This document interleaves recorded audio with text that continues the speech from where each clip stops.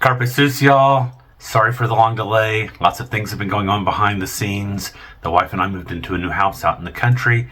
It's a fixer-upper, and we've been doing some upgrades and repairs to a lot of things around the house.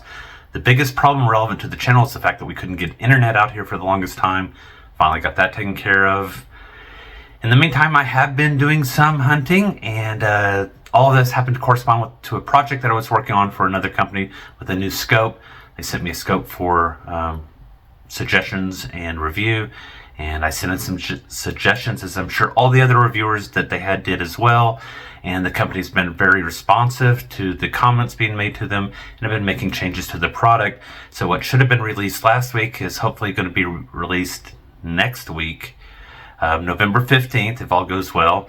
I should have a new video out with a new scope and a couple of videos following it showing some additional hunts with that unit. So stay tuned for that, and if there's a delay, I'll let you know on that. Otherwise, y'all may recall I had a t-shirt contest for the person that guessed the closest date and time to when the truck, my truck, hit 400,000 miles. And that would be Hogprobs 5229. I need you to get in contact with me. I've got an email in the description down below. 400,000 miles wasn't the only thing my truck hit. Ben and I went hunting last weekend, and north of St. Joe, Texas, Ben spotted a deer on the side of the road. I hit the brakes, and at the last moment, the deer ran out in front of us, and we hit the deer going about 25 miles an hour. So I don't think it actually even went down, but it did go skittering quite a ways down the road trying to keep its balance. We turned around, went back, spotted the deer, watched it for a bit. It did not appear to have any major injuries, no broken bones. It had hopped a fence just fine and was walking with a very slight limp. Very nice buck. My apologies to whatever hunter takes that buck, because I'm sure the meat on the left side is going to be bruised for a few days. It happens. The deer wasn't the only thing we hit that night. Also had an accidental vehicular pig kill, but we'll get more about that later in the video. So why don't we go to the video right now? Carpe sus, first property of the night and first hog of the night. Actually, in the daytime, Ben and I had arrived on property and we're just getting set up. We had a rifle set up. I was sitting inside the truck trying to get the rooftop thermal set up and going when Ben says, "Hey, there goes a pig." And I said, "Where?" And he said, "Right in front of the truck." And I look outside the windshield. Sure enough, there's a pig right in front of the truck. So we get out and get on our rifles. I ask if he's ready. He says he's ready. We did the countdown, 3, 2, 1, boom. Pig goes down. We don't have any recordings, but we've got a 200-pound boar down. Good start of the night, except for no video. Same property, just a little while later, we've got hogs in the woods. Pigs are out there at about 300 yards. That's where we killed the other pig a few minutes ago. We're gonna head that direction. So we're both using Bering optics. I've got a Super Yoder, he's got a Super Hogster. I'm shooting a 6.5 Grendel, Ben's shooting a 223. They're a little bit indefilade. We can move up a little bit if you'd like. Let's do that. Brass Catcher by Tactical Brass Recovery.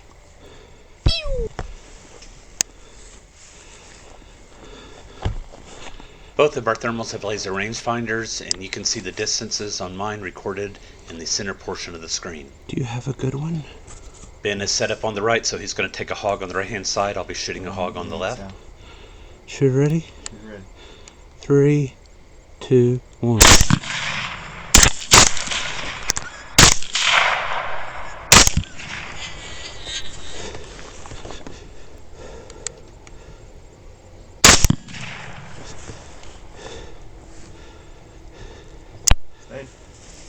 Moving way off to the left. They may come out again. Nope. Here Ben spies my opener. Nice. Finishes it off. That was good. We have 3 hogs down. Ben's opening shot hog was a 160-pound sow, and she was pregnant with a total of 7 on board. My opening hog that Ben finished off was a 120-pound boar, and my running hog turned out to be a 120-pound sow that was not pregnant. Next property of the night, the low water crossing property. We've got hogs on the other side of the trees. That's actually a creek, so we've got to get to the low water crossing in order to get a view of the hogs to shoot at them. Shoot ready? I'm gonna start on the left. You gotta start on the left? Yeah. Ben calling left side is a little different than usual, but since he called it, I have no problem with it, so we're going to cross shoot. 3, 2, 1. Both hogs go down, and we should have just stopped at this point, because the rest is an exercise in ammo wastage.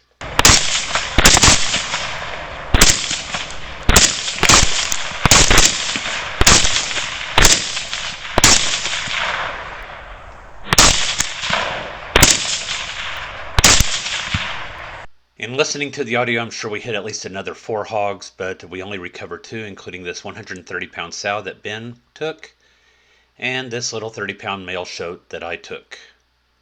Same property a little bit later on. Got hogs out in the field mixed in with the cattle, and notice the time. And now 23 minutes later, the hogs have moved into an area where we do have a chance to take a shot. We're going to be shooting over and by the cattle. 160, are you ready? But with no cattle downrange of our shots. 3, 2, 1.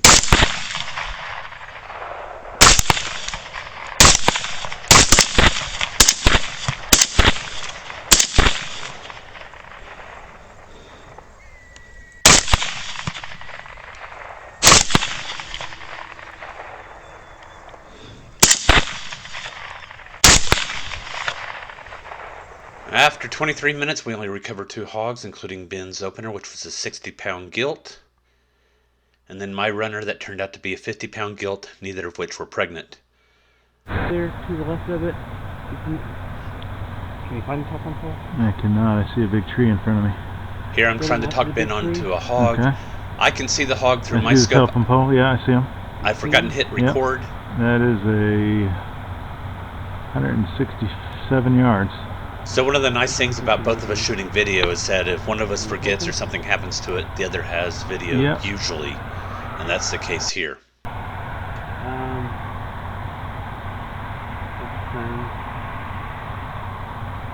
You want to slide left 10 feet? Here it comes. Ready. Ready? 3, 2, 1.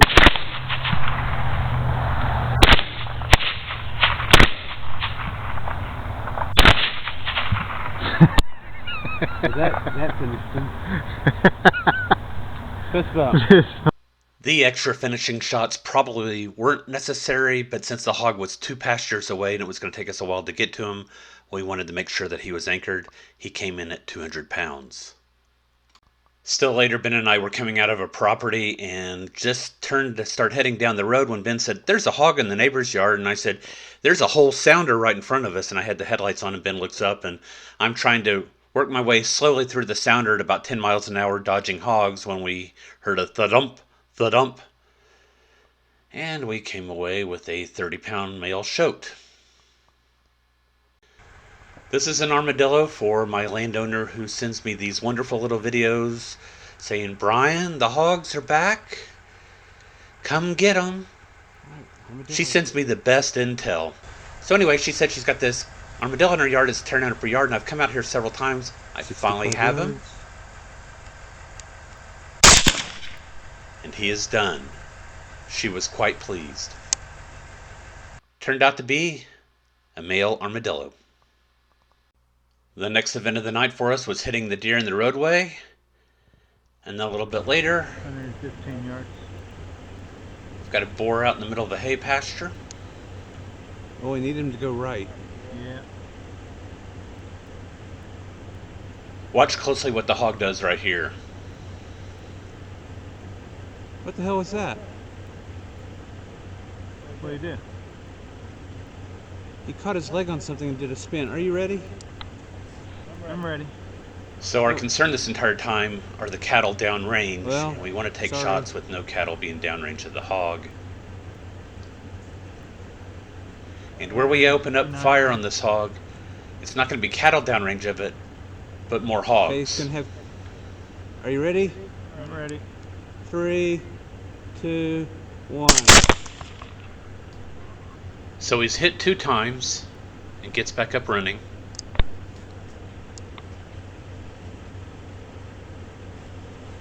Wait for him to go in the open.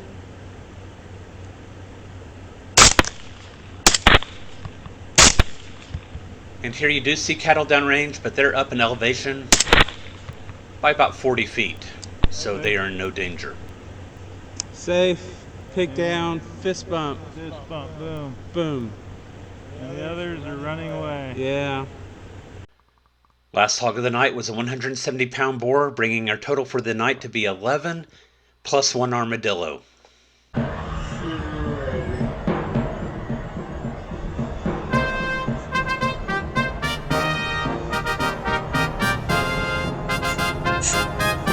Three, two, one.